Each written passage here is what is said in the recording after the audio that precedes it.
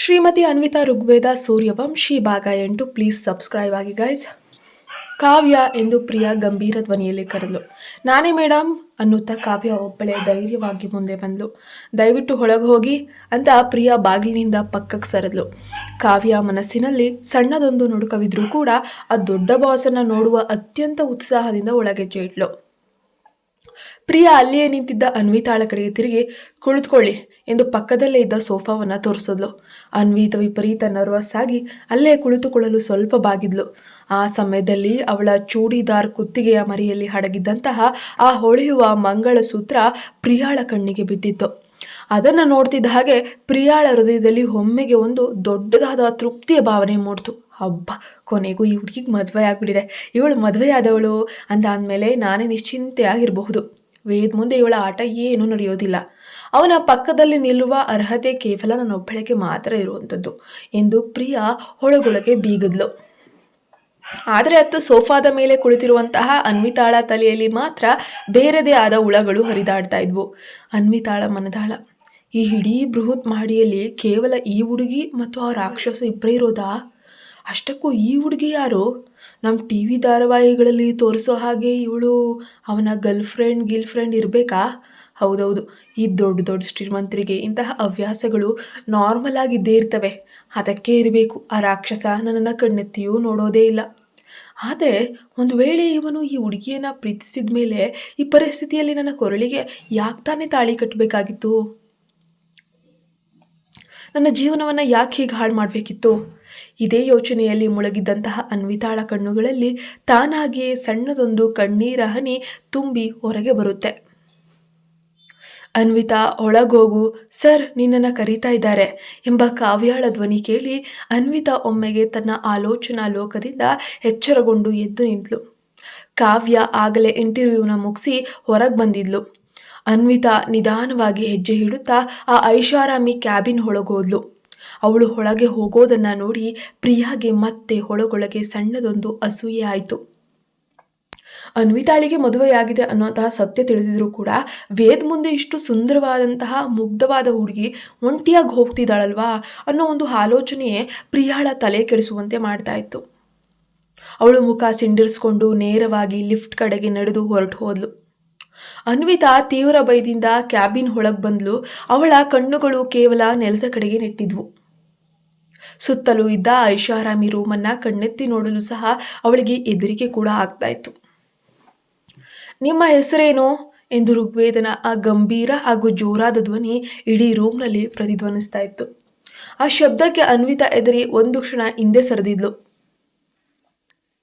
ನಾನು ನಿನ್ನನ್ನೇ ಕೇಳ್ತಾ ಇರೋದು, ನಿನ್ನ ಹೆಸರೇನು ಎಂದು ಋಗ್ವೇದ ಮತ್ತೆ ತನ್ನ ಧ್ವನಿಯನ್ನು ತುಸು ಹೇರಿಸಿನೇ ಕೇಳ್ತಾನೆ.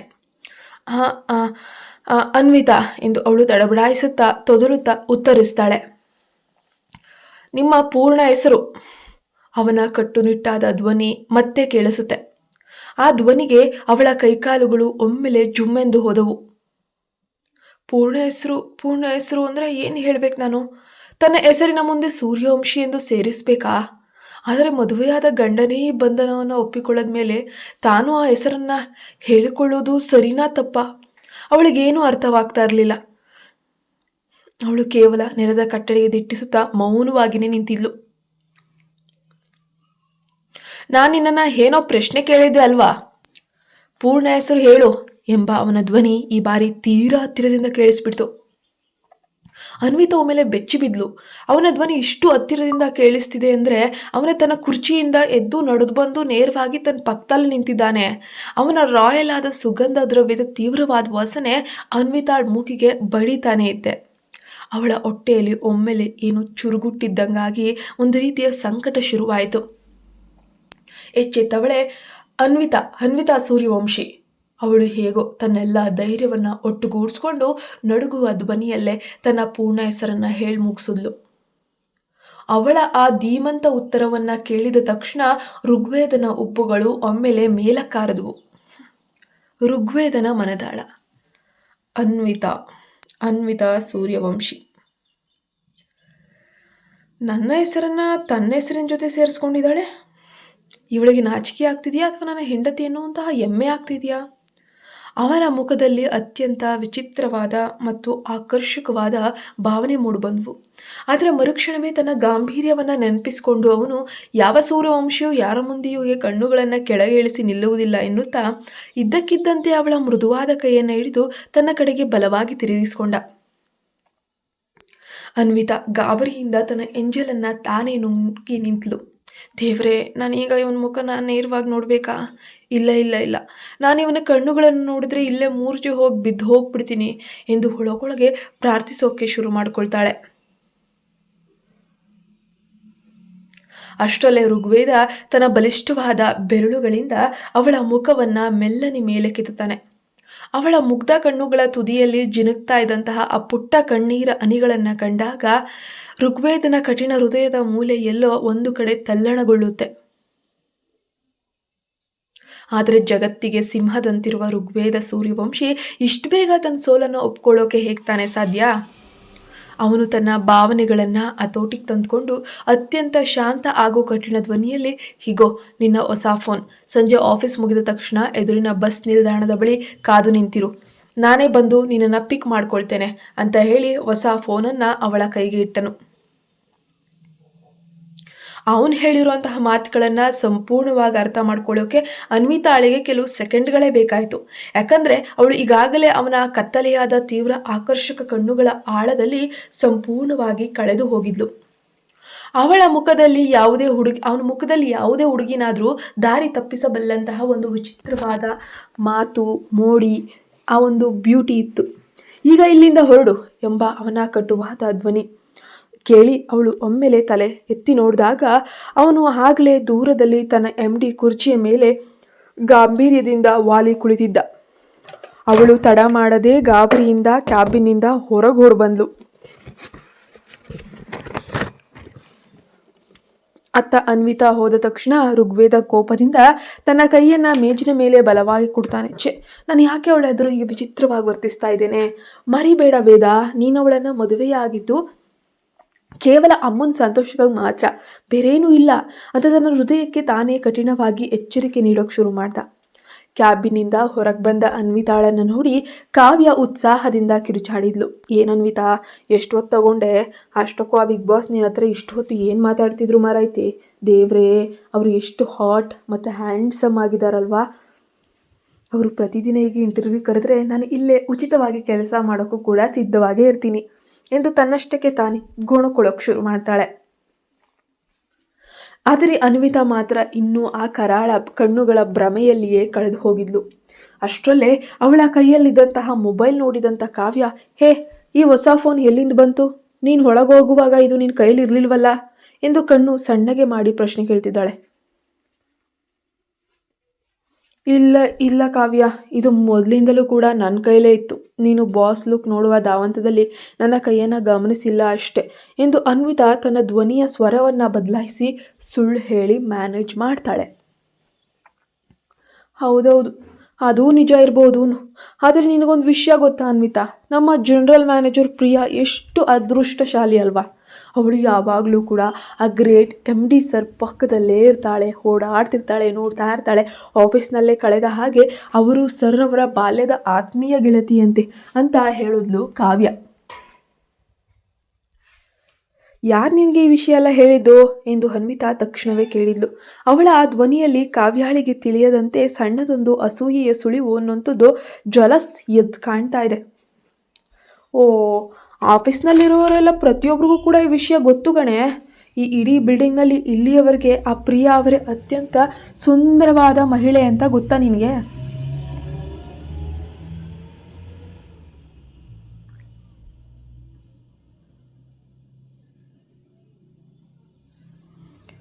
ಕುತ್ತಿಗೆಯಲ್ಲಿ ಆಗಲೇ ಮಂಗಳಸೂತ್ರ ಇದೆ, ಆದರೆ ನೀನು ಆಲ್ರೆಡಿ ಮದುವೆ ಆಗಿದೆಯಾ ಅಂತ ಕಾವ್ಯ ಅಲ್ಲಕ್ಕಿರಿದ್ಲು.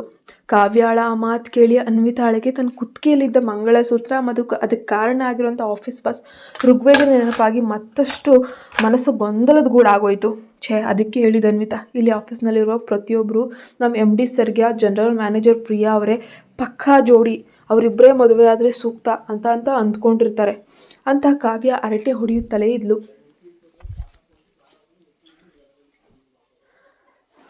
ಆದರೆ ಅವಳು ಆಡ್ತಿದ್ದ ಪ್ರತಿಯೊಂದು ಮಾತು ಕೂಡ ಆ ಒಂದು ಅನ್ವಿತಾಳ ಹೃದಯಕ್ಕೆ ಮುಳ್ಳಿನ ಥರ ಚುಚ್ಚುತ್ತಾನೆ ಇತ್ತು. ಅವಳ ಕಣ್ಣುಗಳಲ್ಲಿ ಕಣ್ಣೀರು ತಾನಾಗಿ ತುಂಬಿ ಬಂದಿತ್ತು. ಏ ಅನ್ವಿತಾ, ನೀನು ನಿಜವಾಗ್ಲೂ ಏನಾದರೂ ಅಳ್ತಿದ್ಯಾ? ಏನಾಯ್ತು ನಿನಗೆ ಅಂತ ಕಾವ್ಯ ಗಾಬರಿಯಿಂದ ಕೇಳಿದ್ಲು. ಇಲ್ಲ ಇಲ್ಲ ಕಾವ್ಯ, ಕಣ್ಣಿಗೆ ಏನೋ ಒಂಥರ ಕಸ ಬಿದ್ದಂಗೆ ಆಗ್ತಿದೆ, ಉರಿತಾ ಇದೆ, ಸ್ವಲ್ಪ ತೊಂದರೆ ಆಯ್ತು ಅಷ್ಟೇ, ಬಾ ಹೋಗೋಣ, ಬೇಗ ಕೆಲಸ ಶುರು ಮಾಡೋಣ, ಇಲ್ದಿದ್ರೆ ಆ ಮ್ಯಾನೇಜರ್ ಶ್ರುತಿ ಮೇಡಮು ನಮ್ಮ ಮೇಲೆ ಕಿರ್ಚಾಡ್ತಾರೆ ಅನ್ನುತ್ತಾ ಅನ್ವಿತಾ ಪದೇ ಪದೇ ತನ್ನ ಕಣ್ಣುಗಳನ್ನು ಒರೆಸ್ಕೊಂಡ್ಳು. ಅವರು ಆಗಲೇ ಕೆಲಸ ಮಾಡುವ 4ನೇ ಮಹಡಿಯ ಫ್ಲೋರ್ಗೆ ಬಂದಿದ್ದರಿಂದ ಕಾವ್ಯ ಕೂಡ ಆ ವಿಷಯವನ್ನು ಅಲ್ಲಿಗೆ ಬಿಟ್ಟು ಸುಮ್ಮನೆ ಆಗ್ತಾಳೆ. ಸಂಜೆ ಆಫೀಸ್ ಮುಗಿಯುವಂತಹ ಸಮಯ ಬಂದು ಕಾರ್ನಲ್ಲಿ ಕುಳಿತುಕೋ ಎಂದು ಋಗ್ವೇದ ತನ್ನ ಐಷಾರಾಮಿ ಕಾರಿನ ಪಕ್ಕದ ಬಾಗಿಲನ್ನು ತೆಗೆದು ಗಂಭೀರ ಧ್ವನಿಯಲ್ಲಿ ಹೇಳಿದ್ದನಲ್ವಾ. ಅನ್ವಿತಾ ಕೂಡ ತೀವ್ರ ಆತಂಕದಿಂದ ಕಾರಿನ ಒಳಗೆ ಬಂದು ಕುಳಿತುಕೊಂಡಿದ್ಲು. ಅವಳ ಇಡೀ ಶರೀರ ಭಯದಿಂದ ಸಂಪೂರ್ಣವಾಗಿ ಗಡಗಡ ಅಂತ ನಡುಗ್ತಾ ಇತ್ತು. ಋಗ್ವೇದ ಹೇಳಿದ ಮಾತು ನಡೆಸಿ ಕಳೆದ 2 ಗಂಟೆಗಳಿಂದ ಅವಳು ಆ ಬಸ್ ನಿಲ್ದಾಣದ ಬಳಿಯೇ ಕಾದು ನಿಂತಿದ್ಲು. ಆದರೆ ಅವಳು ಇಲ್ಲಿಯವರೆಗೆ ಕಂಡದ್ದು ಕನಸು, ಇದೇ ರೀತಿ ಹೇಳ್ತಾನೆ ಅಂತ. ಆ ಬಿಸಿಲಿನಲ್ಲಿ ಬರುವ ಮತ್ತು ಹೋಗುವ ಅಪರಿಚಿತ ಪುರುಷರ ತೀಕ್ಷ್ಣವಾದ ಕಣ್ಣುಗಳನ್ನು ಎದುರಿಸ್ತಾ ನಿಂತಾಗ ಅವಳಿಗೆ ಒಳಗೊಳಗೆ ಏನೋ ಒಂಥರ ಮುಜುಗರ, ಭಯ, ಸಂಕಟ. ಗಂಟೆಗಟ್ಟಲೆ ನಿಂತಿದ್ದರಿಂದ ಅವಳ ಸುಕುಮಾರವಾದ ಕಾಲುಗಳು ಸಹ ತೀವ್ರವಾಗಿ ನೋಯೋಕೆ, ಹಿಂಸೆ ಕೊಡೋಕೆ ಪ್ರಾರಂಭಿಸಿತ್ತು. ಪರಿಸ್ಥಿತಿ ಹೀಗಿದ್ದರೂ ಆ ಮಹಾರಾಕ್ಷಸನ ಮುಂದೆ ಮೌನವಾಗಿ ನಿಲ್ಲೋದನ್ನು ಬಿಟ್ಟು ಅವಳಿಗೆ ಬೇರೆ ಯಾವುದೇ ರೀತಿಯ ದಾರಿ ಇರಲಿಲ್ಲ. ಋಗ್ವೇದ ಒಂದು ಡ್ರೈವಿಂಗ್ ಸೀಟ್ನಲ್ಲಿ ಕುಳಿತು ಕಾರನ್ನು ಸ್ಟಾರ್ಟ್ ಮಾಡ್ತಾನೆ. ಅನ್ವಿತಾ ತನ್ನ ಇಡೀ ದೇಹವನ್ನು ಅವನಿಗೆ ತಾಗದಂತೆ ಒಂದು ಕಡೆಗೆ ಮುದುಡಿಸಿಕೊಂಡು ಕಾರಿನ ಬಾಗಿಲಿನ ತುದಿಗೆ ಹೊರಗೆ ಕುಳಿತಿದ್ದಾಳೆ. ಆ ವಿಶಾಲವಾದ ಸೀಟ್ನಲ್ಲಿ ಮತ್ತೊಬ್ಬರು ಆರಾಮವಾಗಿ ಕುಳಿತುವಷ್ಟು ಜಾಗ ಖಾಲಿ ಕೂಡ ಇತ್ತು. ತನ್ನ ಸ್ವಂತ ಹೆಂಡತಿಯಾದ ತನಗಿಂತ ಆಫೀಸ್ ಮ್ಯಾನೇಜರ್ ಪ್ರಿಯಾಳಿಗೆ ಹೆಚ್ಚು ಆದ್ಯತೆ ನೀಡ್ತಾರಂಥ ಋಗ್ವೇದನಿಗೆ ಯಾರಿಗೆ ಪ್ರೀತಿ ನೀಡಬೇಕು ಮತ್ತು ಯಾರಿಗೆ ನೀಡಬಾರ್ದು ಅಂತ ಯಾವಾಗ ಅರ್ಥ ಆಗ್ತದೆ? ಆ ಸತ್ಯ ತಿಳಿಯುವಷ್ಟರಲ್ಲಿ ಕಾಲ ಮಿಂಚು ಹೋಗಿರೋದೆಲ್ಲ ತಾನೇ. ನೋಡೋಣ ಮುಂದಿನ ಭಾಗದಲ್ಲಿ. ಮರುದಿನ ಕಚೇರಿಯಲ್ಲಿ, ಶ್ರುತಿ, ನೀನು ಆ ಇಬ್ಬರು ಹೊಸ ಹುಡುಗಿಯರಲ್ಲಿ ಅವಳನ್ನೇ ಅಂದರೆ ಅನ್ವಿತಾಳನ್ನು ಯಾಕೆ ಫೈನಾನ್ಸ್ ಡಿಪಾರ್ಟ್ಮೆಂಟ್ಗೆ ಸೆಲೆಕ್ಟ್ ಮಾಡಿದ್ದೆ ಎಂದು ಜನರಲ್ ಮ್ಯಾನೇಜರ್ ಪ್ರಿಯಾ ಕಟುವಾದ ಧ್ವನಿಯಲ್ಲಿ ಶ್ರುತಿಯನ್ನು ತರಾಟೆಗೆ ತೆಗೆದುಕೊಳ್ತಾ ಇದ್ದಾಳೆ. ಮ್ಯಾನೇಜರ್ ಪ್ರಿಯಾ ಮೇಡಮ್, ದಯವಿಟ್ಟು ನನ್ನನ್ನು ಕ್ಷಮಿಸಿ. ಆ ಹುಡುಗಿಯನ್ನು ನಾನಾಗಿಯೇ ಆಯ್ಕೆ ಮಾಡಿಲ್ಲ. ನನಗೆ ನೇರವಾಗಿ PR ವಿಭಾಗದಿಂದಲೇ ಅಫಿಷಿಯಲ್ ಆದ ಮೇಲ್ ಕೂಡ ಬಂದಿತ್ತು. ನಾನು ಕೇವಲ ಅದರಂತೆ ವರ್ತಿಸಿದ್ದೇನೆ, ಅದು ತಕ್ಕ ಹಾಗೆ ಮಾಡಿದ್ದೀನಿ ಅಷ್ಟೇ ಅಂತ ಶ್ರುತಿ ಹೆದರಿಕೆಯಿಂದ ಸಬೂಬನ್ನು ನೀಡೋಕ್ಕೆ ಶುರು ಮಾಡ್ತಾಳೆ. ಪ್ರಿಯಾಳ ಕಣ್ಣುಗಳಲ್ಲಿ ಒಂದು ಕ್ರೂರತೆ, ಒಂದು ಜಲಸ್ ಅನ್ನುವಂಥದ್ದು ಎದ್ದು ಕಾಣ್ತಾ ಇತ್ತು. ನೋಡು ಶ್ರುತಿ, ಆ ಅನ್ವಿತಾ ಅನ್ನೋ ಹುಡುಗಿ ಈ ಆಫೀಸ್ನಲ್ಲಿ ಇನ್ನು ಎಷ್ಟು ಸಾಧ್ಯವೋ ಅಷ್ಟು ಕಡಿಮೆ ದಿನ ಇರಬೇಕು. ನೀನು ಏನು ಬೇಕಾದರೂ ಮಾಡ್ಕೋ, ಏನಾದರೂ ಮಾಡು, ಯಾವುದಾದ್ರೂ ತಪ್ಪು ಹುಡುಕಿ ಅವಳನ್ನು ಈ ಆಫೀಸ್ನಿಂದಲೇ ಹೊರಗೆ ಹಾಕ್ಬಿಡು, ಓಕೆನಾ ಅಂತ ಆಜ್ಞಾಪಿಸಿದ್ಲು. ಸರಿ ಸರಿ ಮೇಡಮ್, ನೀವು ಹೇಳಿದ ಹಾಗೆ ಆಗಲಿ ಅಂದ್ಲು ಶ್ರುತಿ. ಪ್ರಿಯಾ ತನ್ನ ತಲೆ ಸವರುತ್ತಾ ವಿಚಿತ್ರವಾದ ನಗುವಿನೊಂದಿಗೆ ಫೋನ್ ಕಟ್ ಮಾಡಿ ವಾಶ್ರೂಮಿಂದ ಹೊರಗೆ ಬಂದ್ಲು. ಅತ್ತ 4ನೇ ಮಹಡಿಯಲ್ಲಿ ಅನ್ವಿತಾ ಶ್ರದ್ಧೆಯಿಂದ ತನ್ನ ಕೆಲಸಗಳನ್ನೆಲ್ಲ ಮಾಡ್ತಿದ್ದಾಗ ಮ್ಯಾನೇಜರ್ ಶ್ರುತಿ ತನ್ನ ಕ್ಯಾಬಿನಿಂದಲೇ ಇಂಟರ್ಕಾಮ್ ಮೂಲಕ ಕರೆ ಮಾಡಿದ್ಲು. ಅನ್ವಿತಾ ಕೂಡ ಫೈಲ್ ಹಿಡ್ಕೊಂಡು ಒಳಗೆ ಹೋಗ್ತಾಳೆ. ಶ್ರೀಮತಿ ಅನ್ವಿತಾ, ಇಗೋ ಇಲ್ಲಿ ಕೆಲವು ಅತ್ಯಂತ ಪ್ರಮುಖವಾದ ಫೈಲ್ಗಳು ಕೂಡ ಇವೆ. ನೀನು ಇವತ್ತೇ ಈಗಲೇ ಇವುಗಳನ್ನು ಸಂಪೂರ್ಣವಾಗಿ ಪೂರ್ಣಗೊಳಿಸಬೇಕು ಎನ್ನುತ್ತಾ ಶ್ರುತಿ ಭಾರವಾದ 5 ದೊಡ್ಡ ಫೈಲ್ಗಳನ್ನು ಅವಳ ಮುಂದೆ ತಂದಿಡ್ತಾಳೆ. ಅನ್ವಿತಾ ಯಾವುದೇ ಮರು ಮಾತನಾಡದೆ ಆ ಫೈಲ್ಗಳನ್ನು ಕೈಗೆ ತೆಗೆದುಕೊಂಡು ವಿನಯದಿಂದ ತಲೆ ಆಡಿಸ್ತಾ ಕ್ಯಾಬಿನಿಂದ ಹೊರಗೆ ಬಂದ್ಲು. ಅವಳು ತನ್ನ ಕೈಗಡಿಯಾರವನ್ನು ನೋಡಿದಾಗ ಸಮಯ ಆಗಲೇ ಸಂಜೆ ಸುಮಾರು 5 ಗಂಟೆ ಆಗೋಗಿದೆ. ಆದರೆ ಆಫೀಸ್ ಮುಗಿಯಲು ಇನ್ನೂ ಕೇವಲ ಅರ್ಧ ಗಂಟೆ ಮಾತ್ರ ಬಾಕಿ ಇತ್ತು. ಅಷ್ಟರಲ್ಲೇ ಇಷ್ಟು ದೊಡ್ಡ ಕೆಲಸ ಮುಗಿಸ್ಬೇಕಲ್ವಾ ಎಂದು ಆತಂಕಗೊಂಡ ಅವಳು ತಕ್ಷಣವೇ ಸೀಟಿನಲ್ಲಿ ಕುಳಿತು ಅತ್ಯಂತ ವೇಗವಾಗಿ ತನ್ನ ಕೆಲಸವನ್ನು ಮಾಡೋಕ್ಕೆ ಶುರು ಮಾಡಿಕೊಳ್ತಾಳೆ. ಏನು? ಹೌದಾ, ಸರಿ ಸರಿ, ಅಷ್ಟಕ್ಕೂ ಯಾವ ಆಸ್ಪತ್ರೆಗೆ ಅಡ್ಮಿಟ್ ಮಾಡಿದ್ದೀರಾ? ನಾನು ಈಗಲೇ ಆಫೀಸಿಂದ ಹೊರಡ್ತಾ ಇದ್ದೇನೆ. ಋಗ್ವೇದ ಮತ್ತು ಪ್ರಿಯಾ ಇಬ್ಬರೂ ಕೂಡ ಕ್ಯಾಬಿನ್ನಲ್ಲಿ ಬಿಸ್ನೆಸ್ ಬಗ್ಗೆ ಏನೋ ತುಂಬ ಗಂಭೀರವಾಗಿ ಅಫಿಷಿಯಲ್ ಆಗಿ ಚರ್ಚಿಸ್ತಿದ್ದಾಗ ಇದ್ದಕ್ಕಿದ್ದಂತೆ ಪ್ರಿಯಾಳ ಮೊಬೈಲ್ಗೆ ಒಂದು ತುರ್ತಾದ ಕರೆ ಬರುತ್ತೆ. ಫೋನ್ನಲ್ಲಿ ವಿಷಯ ಕೇಳುತ್ತಲೇ ಅವಳ ಮುಖದ ರಕ್ತವೆಲ್ಲ ಹರಿದು ಹೋದಂತಾಗುತ್ತೆ, ನಿಶಕ್ತಿಯಾಗ್ಬಿಡ್ತಾಳೆ. ಏನಾಯಿತು ಪ್ರಿಯಾ? ಪ್ರಿಯಾ, ಏನಾಯಿತು? ಅಷ್ಟೊಂದು ಗಾಬರಿ ಆಗ್ತಾ ಇದೆಯಾ? ಅಂದರೆ ಆಸ್ಪತ್ರೆಯಲ್ಲಿ ಯಾರಿದ್ದಾರೆ? ಯಾರಿಗೇನಾಯಿತು ಎಂದು ಋಗ್ವೇದ ಆತಂಕದಿಂದ ಪ್ರಶ್ನೆ ಮಾಡ್ತಾ ಇದ್ದಾನೆ. ವೇದ್, ನಮ್ಮಮ್ಮ ಆ ಅಮ್ಮನಿಗೆ ಇದ್ದಕ್ಕಿದ್ದಂತೆ ವಿಪರೀತವಾದ ಹೊಟ್ಟೆ ನೋವು ಕಾಣಿಸ್ಕೊಂಡು ಆಸ್ಪತ್ರೆಗೆ ಸೇರಿಸಿದ್ದಾರಂತೆ. ಪ್ರಿಯಾಗೆ ಆ ಕ್ಷಣದಲ್ಲಿ ಮುಂದೆ ಏನು ಮಾಡಬೇಕಂತ ಅರ್ಥವಾಗದೆ ಕಣ್ಣೀರನ್ನು ಹಾಕಿದ್ಲು. ಪ್ಲೀಸ್ ಪ್ಲೀಸ್ ಸಮಾಧಾನವಾಗಿರು ಪ್ರಿಯಾ, ಮೊದಲು ಧೈರ್ಯವಾಗಿರು, ಬಾ ನಾನೇ ನಿನ್ನ ಜೊತೆ ಆಸ್ಪತ್ರೆಗೆ ಬರ್ತೀನಿ ಎಂದ ಋಗ್ವೇದ ತಕ್ಷಣವೇ ತನ್ನ ಕೋಟ್ ಕೈಗೆತ್ಕೊಂಡನು. ಇಬ್ಬರು ಒಬ್ಬರ ನಂತರ ಒಬ್ಬರು ವೇಗವಾಗಿ ಕ್ಯಾಬಿನ್ನಿಂದ ಹೊರಗೆ ಬಂದರು. ಆ ಮಹಡಿಯಲ್ಲಿ ಋಗ್ವೇದನಿಗಾಗಿ ಪ್ರತ್ಯೇಕವಾದ ಅತ್ಯಂತ ಸುರಕ್ಷಿತ ಖಾಸಗಿ ಲಿಫ್ಟ್ ಇತ್ತು. ಅವನು ಅನುಪಸ್ಥಿತಿಯಲ್ಲಿ ಕೇವಲ ಪ್ರಿಯಾ ಮಾತ್ರ ಆ ಲಿಫ್ಟ್ ಬಳಸುವಂತಹ ಅಧಿಕಾರವನ್ನು ಹೊಂದಿದ್ಲು. ಇಬ್ಬರು ಕೂಡ ಆ ಪ್ರೈವೇಟ್ ಲಿಫ್ಟ್ ಮೂಲಕ ನೇರವಾಗಿ ಬೇಸ್ಮೆಂಟ್ ಪಾರ್ಕಿಂಗ್ ಸ್ಥಳಕ್ಕೆ ಬಂದು ತಕ್ಷಣವೇ ಋಗ್ವೇದನ ಕಾರ್ನಲ್ಲಿ ಆಸ್ಪತ್ರೆಯ ಕಡೆಗೆ ಧಾವಿಸಿದ್ರು. ಇತ್ತ 4ನೇ ಮಹಡಿಯಲ್ಲಿ ಅನ್ವಿತಾಳ ಅದ್ಭುತವಾದ ಕೆಲಸದ ವೇಗಕ್ಕೆ ಸರಿಯಾಗಿ ಸಂಜೆ 5:30 ಹೊತ್ತಿಗೆ 5 ದೊಡ್ಡ ಫೈಲ್ಗಳನ್ನು ಕೆಲಸ ಮುಗಿಸ್ಬಿಟ್ಟಿದ್ಲು. ಅವಳು ಆ ಕಂಪ್ಲೀಟ್ ಆದ ಫೈಲ್ಗಳನ್ನು ಕೈಯಲ್ಲಿ ಹಿಡ್ಕೊಂಡು ನೇರವಾಗಿ ಮ್ಯಾನೇಜರ್ ಶ್ರುತಿಯ ಕ್ಯಾಬಿನ್ ಒಳಗೆ ಹೆಜ್ಜೆ ಇಟ್ಲು. ಮನೆಗೆ ಹೊರಡಲು ಸಿದ್ಧಳಾಗಿ ನಿಂತಿದ್ಲು. ಮ್ಯಾಮ್, ನೀವು ಕೊಟ್ಟಿದ್ದಂತಹ ಎಲ್ಲ ಫೈಲ್ಸ್ನ ಕಂಪ್ಲೀಟ್ ಮಾಡಿದ್ದೀನಿ ಅಂತ ಹೇಳಿದ್ಲು ಅನ್ವಿತಾ ವಿನಯದಿಂದ. ಅನ್ವಿತಾಳ ಮಾತು ಕೇಳಿ ಶ್ರುತಿಯ ಕಣ್ಣುಗಳು ಒಮ್ಮೆಲೆ ಅಚ್ಚರಿಯಿಂದ ಹರಳಿದ್ವು. ಅವಳು ನಂಬಲಾಗದ ದೃಷ್ಟಿಯಿಂದ ಅನ್ವಿತಾಳನ್ನ ಮೇಲಿನಿಂದ ಕೆಳಗಿನವರೆಗೂ ನೋಡಿದ್ಲು. ಯಾರಾದರೂ ಇಷ್ಟು ದೊಡ್ಡ ಕೆಲಸವನ್ನ ಕೇವಲ ಅರ್ಧ ಗಂಟೆಯಲ್ಲಿ ಹೇಗೆ ತಾನೇ ಮಾಡೋಕೆ ಸಾಧ್ಯ? ಇವಳೇನಾದರೂ ಸುಮ್ಮನೆ ಮೇಲ್ಮೇಲೆ ನೋಡ್ಕೊಟ್ಲಾ? ಎಲ್ಲೋ ಪೂರ್ತಿಯಾಗಿ ಮುಗಿದಿದೆಯಾ? ಎಲ್ಲೂ ತಪ್ಪು ಮಾಡಿಲ್ಲ ತಾನೇ ಅಂತ ಶ್ರುತಿ ತನ್ನ ಕಣ್ಣುಗಳನ್ನು ಕಿರಿದಾಗಿಸುತ್ತಾ ಸಂಶಯದಿಂದಲೇ ಕೇಳಿದ್ಲು. ಹೌದು ಮೇಡಮ್, ಪ್ರತಿಯೊಂದನ್ನು ಕ್ರಾಸ್ ವೆರಿಫೈ ಮಾಡಿನೇ ಮುಗಿಸಿದ್ದೀನಿ ಅಂತ ಹೇಳಿದ್ಲು. ಅನ್ವಿತಾ ಧೈರ್ಯವಾಗಿ ನೋಡೋಣ ಈತ ಕೊಡು ಎನ್ನುತ್ತಾ ಶ್ರುತಿ ಅವಳ ಕೈಯಿಂದ ಫೈಲ್ಗಳನ್ನು ಕಸಿದುಕೊಳ್ಳುವಂತೆ ಹೊರಟಾಗಿ ಹರಿದು ನೋಡಿದ್ಲು. ಆದರೆ ಪುಟಗಳನ್ನು ತಿರುವಿ ಹಾಕಿದಾಗ ಎಲ್ಲೂ ಒಂದು ಸಣ್ಣ ತಪ್ಪು ಸಹ ಕಾಣದೆ ಪ್ರತಿಯೊಂದು ಲೆಕ್ಕಾಚಾರವೂ ಪಕ್ಕವಾಗೇ ಇತ್ತು. ಪ್ರಿಯಾಳ ಮಾತಿನಂತೆ ಅವಳನ್ನು ಸಿಲುಕಿಸಲು ಶ್ರುತಿ ಹೂಡಿದ ಮೊದಲ ತಂತ್ರ ಹೀಗೆ ತಲೆ ಕೆಳಗಾಗಿ ಕಾಲು ಮುರಿಕೊಂಡಿತ್ತು. ಅವಳು ಬೇರೆ ದಾರಿ ಇಲ್ಲದೆ ಮುಖ ಸಣ್ಣಗೆ ಮಾಡಿಕೊಂಡು ಸರಿ ನೀನೀಗ ಮನೆಗೆ ಹೊರಡಬಹುದು, ಕೆಲಸ ಎಲ್ಲ ಮುಗ್ದಿದೆ ಅಂತ ಹೇಳಿದ್ಲು. ಅನ್ವಿತಾ ನಿರಾಳವಾಗಿ ತಲೆ ಅಳ್ಳಾಡಿಸಿ ಕ್ಯಾಬಿನ್ನಿಂದ ಹೊರಟು ಬಂದ್ಲು. ಏನಪ್ಪ ಅನ್ವಿತಾ, ನೀನಿನ್ನೂ ಕೆಳಗೆ ಬರದೇ ಇದ್ದಿದ್ದಕ್ಕೆ ನಾನೇ ನಿನಗೆ ಫೋನ್ ಮಾಡೋಣ ಅಂತ ಅಂದ್ಕೊಂಡಿದ್ದೆ. ಇಷ್ಟೊತ್ತು ಏನು ಮಾಡ್ತಾ ಇದ್ದೆ ಆಫೀಸ್ನಲ್ಲಿ ಎಂದು ಕಾವ್ಯ ಬಿಲ್ಡಿಂಗ್ನಿಂದ ಕೆಳಗೆ ಬರುತ್ತಿದ್ದಂತೆ ಮಾತನಾಡಲು ಆರಂಭಿಸ್ತಾಳೆ. ಅದೇನೂ ಇಲ್ಲ ಕಾವ್ಯ, ಆಫೀಸ್ ಕೆಲಸ ಅಲ್ವಾ. ಮ್ಯಾನೇಜರ್ ಶ್ರುತಿ ಮೇಡಮ್ ಇದ್ರಲ್ಲ, ಸಡನ್ನಾಗಿ ಒಂದಷ್ಟು ಫೈಲ್ಗಳನ್ನ ನನ್ನ ಕೈಗೆ ಕೊಟ್ಬಿಟ್ಟು ಪೂರ್ಣಗೊಳಿಸಿ ಅಂತ ಕೊಟ್ಟಿದ್ರು. ಅದನ್ನೇ ಮುಗಿಸ್ಕೊಂಡು ಬರೋ ಅಷ್ಟರಲ್ಲಿ ತುಂಬ ಲೇಟ್ ಆಗೋಯ್ತಪ್ಪ. ಇವತ್ತು ಹೆವಿ ಲೋಡ್ ವರ್ಕ್ ಇತ್ತು ಅಂದ್ಲು ಅನ್ವಿತಾ ಮುಗುಳ್ನಗುತ್ತಾ. ಆದರೆ ಕಾವ್ಯಾಳ ಮುಖದಲ್ಲಿ ಮಾತ್ರ ಅಸಮಾಧಾನವಿತ್ತು. ನಾನು ಮೊದಲೇ ಹೇಳ್ತಿದ್ದೀನಿ ಅನ್ವಿತಾ, ಆ ಮ್ಯಾನೇಜರ್ ಶ್ರುತಿ ನನಗೆ ನೋಡಿದ ತಕ್ಷಣ ಇಷ್ಟನೇ ಆಗಲಿಲ್ಲ. ಅವಳು ಬೇಕು ಅಂತಾನೆ ನಮ್ಮನ್ನು ಟಾರ್ಗೆಟ್ ಮಾಡ್ತಾ ಇದ್ದಾಳೆ.